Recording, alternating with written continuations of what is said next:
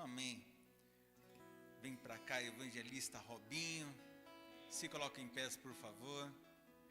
Estou curioso para ouvir o que este homem de Deus tem para falar aqui neste lugar. Eu tenho certeza que vem do Senhor isso que será dito. Você pode estender as suas mãos para cá, abençoar a vida do homem do Senhor. Pai, Tu és um Deus tão maravilhoso. Tu és um Deus de graça, Tu és um Deus de amor.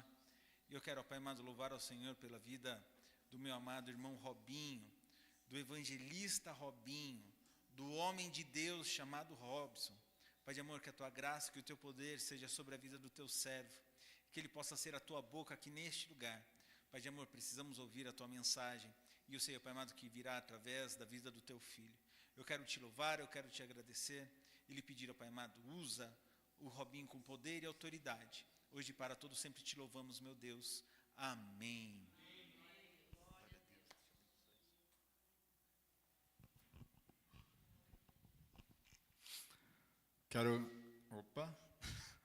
Quero cumprimentar a igreja com a graça e a paz do Senhor Jesus, dizer que é motivo de muita alegria estar aqui e agradecer pela oportunidade de estar trazendo a mensagem, a palavra do Senhor. Em Teus braços é o meu descanso. Como eu sempre digo, se fosse combinado, não sairia tão certo, tão perfeito assim. Também quero cumprimentar quem nos assiste pela transmissão agora e posteriormente, que o Senhor também venha falar ao teu coração poderosamente. Há alguns dias o Senhor tem colocado no meu coração uma mensagem, e eu quero pedir que a amada igreja abra sua Bíblia no primeiro livro da Bíblia, né? Gênesis, capítulo 2, esse é fácil de achar. Gênesis capítulo 2, versos de 1 a 3.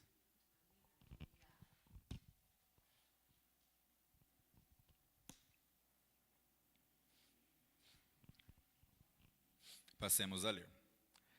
Assim, pois, foram acabados os céus e a terra, e todo o seu exército. E havendo Deus terminado no dia 7º a sua obra, que fizera, descansou nesse dia de toda a sua obra que tinha feito. E abençoou Deus o 7º dia e o santificou, porque nele descansou de toda a obra que, como Criador, fizera. Podemos assentar.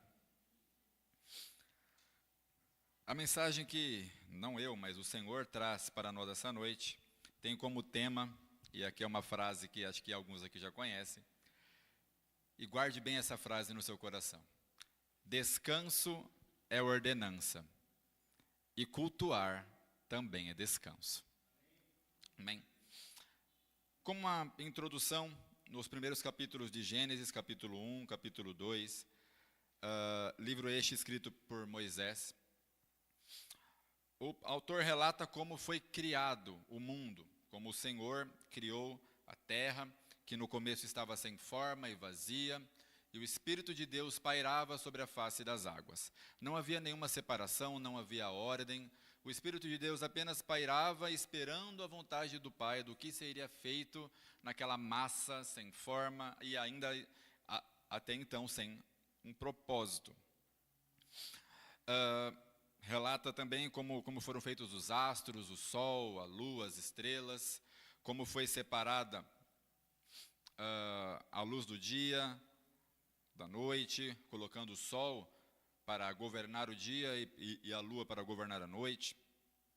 A separação das águas, água doce, água salgada, limitação em rios e mares para que não invada a terra.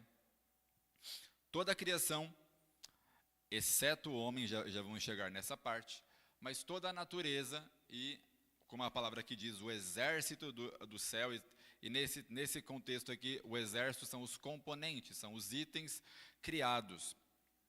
Tudo foi criado pelo poder da palavra do Senhor. Até aqui, Moisés não diz que o Senhor se movimentou, colocou a sua mão em alguma coisa, mas apenas pelo poder da palavra dele, dizendo, haja. As coisas saíram literalmente do nada. e passaram a existir apenas pelo poder de uma única palavra do Senhor. Haja. Aonde não havia forma, agora tem forma. Haja. Aonde não havia vida, agora brota peixes no mar. Ele diz: haja, animais, ordem, separação. Tudo perfeitamente colocado no seu devido lugar e com um propósito específico. Então, até aqui, tudo vê existência apenas pelo poder da voz do Senhor.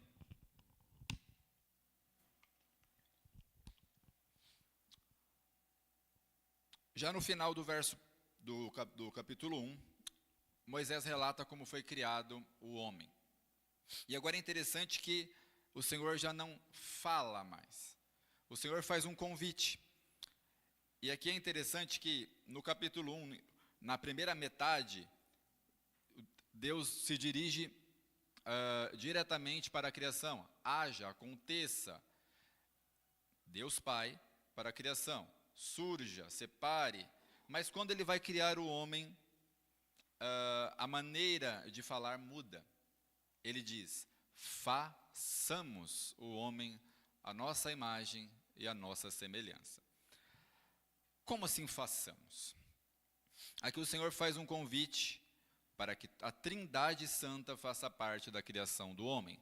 Não quer dizer que o Espírito Santo e não quer dizer que o Filho Jesus não participou da criação, mas estavam ali num sentido de observação, de acompanhamento, mas agora o Senhor chama para uma atenção mais especial. Façamos, no sentido de tatear, uma atenção especial para uma criação com um propósito maior, mais importante do que animais, do que a natureza. E o Senhor dá uma atenção especial. E o Espírito de Deus, como relatamos agora há pouco, foi apresentado no primeiro verso do livro. O Espírito de Deus pairava sobre a face das águas, então ele já estava presente ali. Embora Deus Pai seja o que mais aparece no capítulo 1, há um outro texto lá no Novo Testamento que explica essa questão um pouco melhor. Vire a sua Bíblia até o Evangelho de João, quarto Evangelho, Mateus, Marcos, Lucas e João. Capítulo 1, versos de 1 a 3.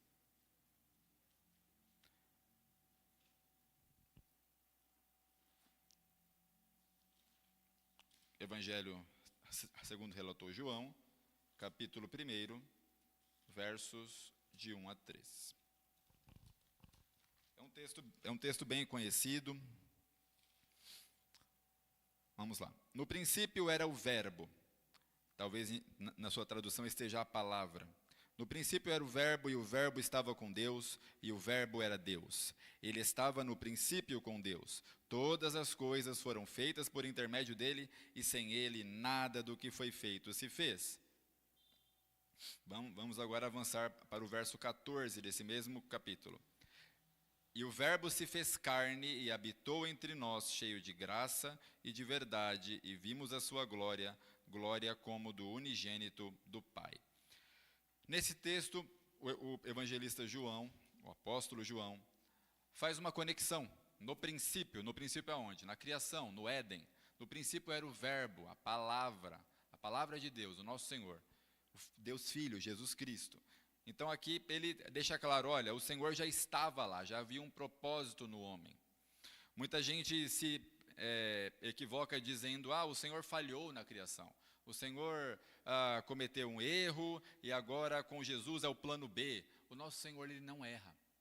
Havia um propósito desde o começo e o Senhor não precisou apelar, o Senhor não precisou fazer o que conhecemos como dar um jeitinho, fazer uma gambiarra no meio do caminho. Tudo estava perfeitamente planejado desde o começo. Por isso ele dá uma atenção especial. Vamos fazer juntos aqui. É como se Deus Pai dissesse ao Espírito Santo, é nesse corpo que você vai habitar. Em cada célula, em cada tecido. É um cuidado muito minucioso. Avançando um pouco mais, porque ainda estamos na introdução. O Senhor, quando Ele cria o homem, Ele sopra o fôlego de vida, e aquele homem passa a ter algumas funções. Adão, o primeiro homem, ele recebe autoridade sobre a natureza. O Senhor não colocou o homem ali no Éden para ficar de qualquer jeito, apenas balançando numa rede e comendo regaladamente. Não. O Senhor dá um propósito para Adão. Cuide dos animais, e não somente cuide, mas você terá autoridade. Eu irei sujeitar as feras da terra, os peixes do mar, a natureza, tudo se sujeitará a você. Olha que honra. O primeiro homem agora tem autoridade, não somente disso, mas ele diz, olha, tudo o que eu criei, você vai parar de frente um por um e vai dar nome para cada um deles. Para o leão, para o urso, para as aves, para toda a criação. Ele dá um protagonismo parcial ao homem. Repare que ele não tem poder sobre os céus, ele não tem poder de fazer nascer as coisas. É um protagonismo, uma autoridade parcial. Como está relatado no verso 26 do capítulo 1 de Gênesis. Também disse Deus, façamos o homem à nossa imagem, conforme a nossa semelhança. Tenha ele domínio sobre os peixes do mar, sobre as aves do céu, sobre os animais domésticos, sobre toda a terra e sobre todos os répteis que rastejam pela terra. E quanto à nomeação dos animais, está relatado no verso 19 desse mesmo capítulo. 19? Não. Desculpem. 19 do capítulo 2. Havendo, pois, o Senhor Deus formado da terra todos os animais do campo e todas as aves dos céus, trouxe-os ao homem para ver como este lhe chamaria. E o nome que o homem desse a todos os seres, esse seria o nome deles. Então, até aqui, o propósito de Adão estava definido. Dê nome, controle os animais e viva dessa forma. Mas o Senhor olha Adão trabalhando, fazendo tudo o que deveria fazer, e ele percebe, olha, está errado. Cada animal tem ali a sua parceira. E ele faz da costela de Adão, coloca Adão num profundo sono, retira da costela, e aqui, estudando esse texto, eu pensei numa outra palavra também, do DNA de Adão, ele tira Eva. Ele faz uma ajudadora idônea para Adão. E agora, era apenas um homem, agora é um casal. E ainda com a mesma autoridade. O Senhor não muda nada até aqui. O casal estava ali tendo sob sua autoridade boa parte da criação, tendo alimento, água, tudo quanto era necessário. Quem não queria uma vida dessa? Sem ter que trabalhar, sem ter que pegar ônibus cheio, sem ter fatura para pagar, sem ter tanta coisa. Adão e Eva estavam ali numa situação de conforto. E como foi falado aqui na abertura, quando estamos dentro da vontade do Senhor, aparecem algumas situações para nos tirar do foco. Repare, nem todas lançadas pelo inimigo. Algumas situações o próprio Deus coloca na nossa vida para ver, ok, vamos ver como ele reage a isso. O Senhor nos prova para ver qual é o tesouro do nosso coração. A palavra diz, aonde estiver o teu tesouro, ou seja, aonde estiver aquilo que é mais precioso para você, isso vai ser demonstrado nas suas atitudes, porque a tua mente e o teu coração vão estar presos àquilo. Vão estar direcionados e você não vai conseguir esconder o que é mais importante para você, se as coisas materiais ou se as coisas do Senhor. A queda. Após conceder tantos direitos, o Senhor dá uma única ordenança para o casal. Ele não dá tantos detalhes complicados, não. Ele mostra, vocês já estão vendo tudo o que eu dei para vocês. É de vocês, eu não preciso. O Senhor não precisa se alimentar, o Senhor não precisa dormir, então ele não precisaria da sombra das árvores, dos animais para se alimentar, da água, o Senhor não tem sede. Ele criou tudo para o homem. Tudo que está aí é de vocês. Uma única coisa vocês têm que fazer, uma única e não são duas, uma única. Está vendo aquela árvore ali no centro do jardim? Tem mais milhares de árvores, vocês têm de tudo para comer. Apenas aquela única árvore vocês não devem tocar, não devem comer, não vá lá. Ok, até aí sem nenhum problema. Mas o Senhor permite que um novo personagem entre em cena. Satanás. Satanás chega para aquele casal, primeiramente para Eva, fala: olha, você está aí nessa vida boa, né, moça? O Senhor disse que não é para comer daquele fruto, porque você vai morrer, não é? Mas não é bem assim. Repare que, se você ler o capítulo 1 e o capítulo 2, você vai perceber que o Senhor vinha falar com eles todo dia, cara a cara. Todo dia o Senhor vinha conversar com eles, bater um papo. Não tenha medo de imaginar o seu Deus como um Deus pessoal. O nosso Deus não é uma imagem que está em uma cidade, que você se desloca até lá e que está lá frio, morto. Não, o seu Deus é um Deus pessoal, que fala com você, que se importa com você. E ele vinha falar com Adão e Eva todo dia. Mas num dado momento, Eva decide dar ouvidos para outro ser. Vale muito para os nossos dias. Temos o Senhor, temos o Espírito Santo todo dia para conversar com Ele, para apresentar as nossas dores, as nossas necessidades, mas damos ouvido ao inimigo. Temos ao Senhor, mas preferimos dar ouvido para propostas melhores, entre aspas, que num primeiro momento parecem melhores. E foi isso que Eva fez. Começou a dar ouvido. E ele aproveita a oportunidade e diz: olha, não é que você vai morrer, o Senhor você não entendeu bem. Vai morrer esse jeito limitado seu. A partir do momento que você comer daquele fruto, você vai ser semelhante a ele. Até aquele momento a ordem era não tocar porque iriam morrer. Agora, com essa nova proposta, Eva pensa: a gente tem a autoridade aqui, mas será que a gente não pode ter um pouquinho mais? Será que o que o Senhor colocou para nós não é muito pouco? Repare que a mesma natureza que fez Satanás ser lançado do céu com um terço dos anjos, ele coloca como uma sementinha no coração daquele primeiro casal.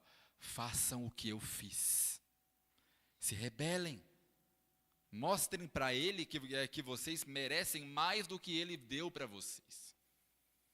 Quando damos ouvido ao inimigo, quando paramos para reclamar, quando não estamos satisfeitos, e guarde essa palavra com você, insatisfação é terreno fértil para toda sorte de pecado. É uma terra fértil. A palavra diz que o inimigo está ao nosso derredor procurando uma oportunidade. E quando ele vê uma terra bonitinha ali para lançar a semente maldita dele, ele não perde a oportunidade. Ele vai lá e lança uma, se não um pacote. E ali ele encontrou insatisfação. Eles tinham tudo. Mas a curiosidade, como será ser igual a Deus? Você pode estar pensando: mas eu nunca quis ser igual a Deus. Isso não serve para mim. Mas quantas vezes queremos aconselhar o Senhor? Quantas vezes dissemos: Senhor, eu estou passando por tanta luta, por que o Senhor não faz isso? Por que o Senhor não fala com aquela pessoa? Por que o Senhor não me tira desse lugar? Por que o Senhor não faz? Por quê? Por quê? Por quê? Por quê? Você está se colocando no lugar de Deus. Você está dizendo que você sabe mais do que o Senhor os planos para a sua vida. Quando a palavra diz: eis que eu tenho pensamentos superiores aos de vocês, de vos fazerem bem e não mal, de trazer paz. Mas você diz: não, eu é que sei o que é melhor para mim, e questiona ao Senhor. Não somos diferentes em nada de Eva e nem de seu marido.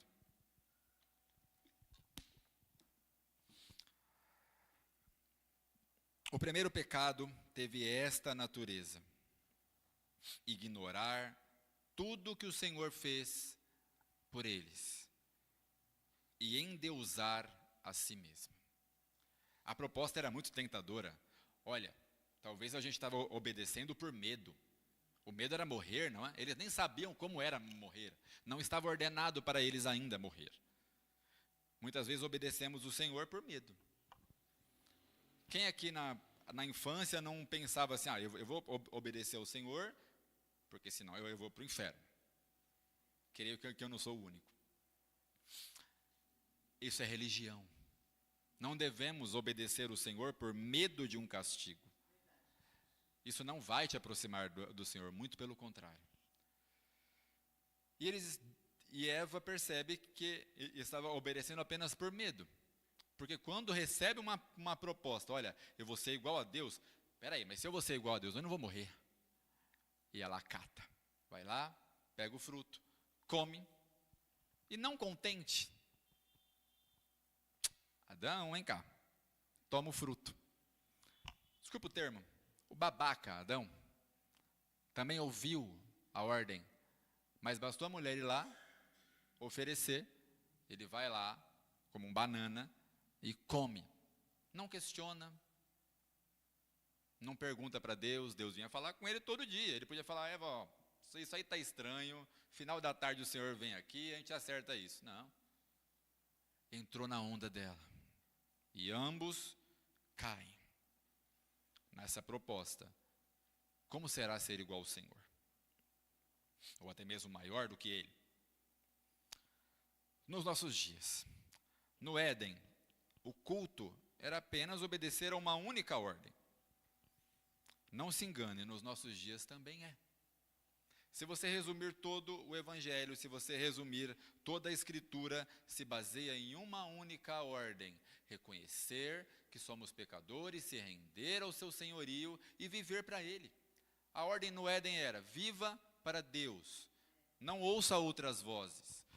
Seja grato por tudo que Ele deu e viva, aceite essa condição. Para os nossos dias é a mesma ordem. Dedique sua vida ao Senhor.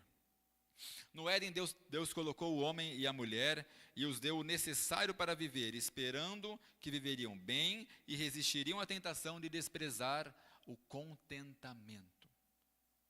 Em suas cartas, Paulo vai dizer que é muito bom o contentamento.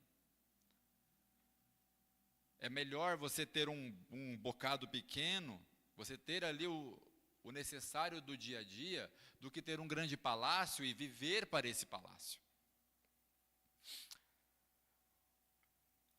Na criação, Deus dá um padrão: trabalhar por um tempo e dedicar parte dele à contemplação do que foi feito. Repare que no capítulo 1, o Senhor, inspirando Moisés, não é, para relatar esse processo, ele revela isso. Eu criei o mundo em 6 dias e no 7º eu parei para descansar. O nosso Deus, ele não cansa. Esse descansar era parar para ver tudo o que Ele fez. É um exemplo para os nossos dias. Quantas vezes conseguimos coisas, oramos por anos e anos, eu quero isso, eu quero aquilo, eu quero casar, eu quero um carro, eu quero um emprego melhor, eu quero uma cura, eu quero. E nunca paramos para agradecer, para observar, tirar um dia para refletir. Olha quanta coisa o Senhor fez por mim. Há um ditado conhecido que diz que o homem vive numa eterna gangorra entre a ansiedade de conquistar e o tédio de possuir. Muitas vezes vivemos assim. Senhor, eu quero. Amém, eu consegui. Agora eu quero outro, eu quero mais, eu quero. E estamos sempre insatisfeitos. Se você olhar para as coisas na sua casa, você vai ver que você já não tem aquele cuidado que você tinha na semana que você comprou. Nunca estamos satisfeitos, sempre queremos mais. Quem dera fôssemos assim, para crescer na graça e no conhecimento do Senhor. 6 dias de trabalho, 1 dia de contemplação, 1 dia de culto. Para os nossos dias é esse. No Antigo Testamento, o Shabat, o sábado. Nos nossos dias, o domingo. Repare que o Senhor ainda nivela por baixo. Ele diz, olha, vocês vão ter toda a semana para fazer as coisas de vocês, assim como no Éden. Nós trabalhamos, nós saímos de manhã, nós vamos, com a força que o Senhor nos dá, ganhar o nosso pão, nós fazemos todas as coisas com a sabedoria que Ele nos dá. Repare que nada é nosso. Chegamos no final do dia cansados, como acho que não somente eu, vários aqui chegaram hoje, moídos de cansado. E vai segunda, terça, quarta, quinta, sexta, sábado. Ele pede um dia. Isso se torna ordenança nos próximos livros. O Shabat se torna uma ordenança. Os judeus deveriam guardar um dia somente para o Senhor. De 7, guardar apenas um. Continuamos nessa ordenança. O domingo é o dia do Senhor. Mas quantas vezes também desprezamos o domingo? Também desprezamos o dia de cultuar ao Senhor. Também pensamos, não, hoje eu não estou afim. Tratamos o Senhor como alguém trata um namorado, uma namorada. Hoje eu não estou afim de ver fulano. Aquela pessoa, o Senhor que cuida de nós desde o acordar, que se Ele não tivesse decretado, assim como Ele disse, haja no Éden, se Ele não tivesse decretado pela manhã, acorde, levante, não teríamos levantado. A gente age no natural, eu levantei, normal, mas um dia normal não. Muita gente hoje foi encontrado morto na cama. Pela misericórdia dele estamos aqui, cansados ou não, completamente satisfeitos com a nossa vida ou não, mas estamos aqui. Devemos valorizar mais o tempo que o Senhor nos dá para contemplar o que Ele fez por nós. O tema dessa mensagem é exatamente esse. Descanso é uma ordenança, sim. Não é apenas algo que pedimos e, está tudo bem, se eu estou trabalhando 12, 14, 16 horas por dia e eu não tenho tempo para Deus. Não, não está tudo bem. Está tudo bem se eu tenho tempo para tudo e eu leio a Bíblia ali olhando para o relógio, faltando 10 minutos para trabalhar. Se eu faço um Pai Nosso malemar de manhã e na hora de dormir, já orando ali, já cochilando, que prioridade temos dado para o Senhor? Se aquele casal tivesse dado uma atenção especial para a presença do Senhor dia após dia, eles não teriam parado para ouvir o inimigo. Se eles tivessem valorizado o descanso, ninguém tinha mais descanso do que eles. Nós temos o nosso descanso. Nós não guardamos mais um dia sem poder trabalhar, o Shabat, porque Jesus é o nosso descanso. Nós já temos o nosso descanso e nós preferimos nos atribular com o que não depende de nós. Mas eu ainda quero focar nessa conclusão no fator culto. Como você tem cultuado o Senhor? E não é só aqui. Como você sai? Que música que você coloca para ouvir indo para o trabalho? Como que você dedica o teu devocional ao Senhor? Nos nossos dias temos uma grande distração. Adão e Eva tinham a serpente. Nós temos isso aqui. Com certeza nós passamos de 2 a 3 horas no mínimo com o celular na mão. Não ignore isso.